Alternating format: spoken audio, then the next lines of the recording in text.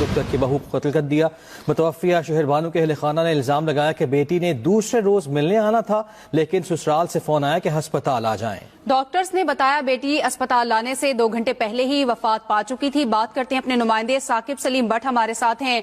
जी साकिब, इससे मुतालिक मजीद बताइए।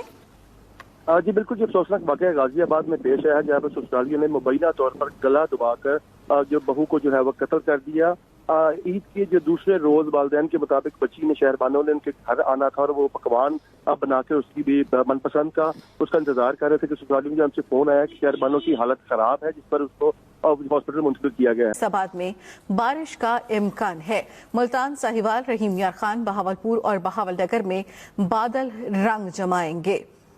मुल्क के बेशतर शहरों में तेज हवा और गरज चमक के साथ बारिश की पेशगोई की गई है।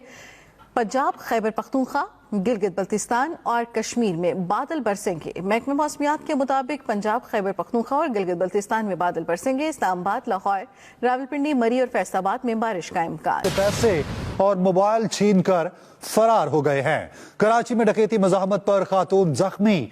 शहर कायद में डकैती की वारदातें उरूज पर हैं और मुज़ाहमत पर खातून जख्मी हुई। औरंगी टाउन में नाश्ता लेने निकली खातून पर लूट मार के दौरान फायरिंग का यह अफसोसनाक वाकया पेश आया। डाकू जख्मी खातून से पैसे और मोबाइल छीनकर फरार हो गए हैं। कराची में डकैती मज़ाहमत पर खातून जख्मी हुई है। औरंगी टाउन में यह वाकया पेश आया, जहां पर नाश्ता लेने निकली खातून पर डाकुओं ने लूटमार के दौरान फायरिंग कर दी। एक्सप्रेस ओवरलोड, बगैर टिकट सफर करने वाले एसी पार्लर की गुजरगाह में बैठ गए हैं। रेलवे इंतजामिया की गफलत।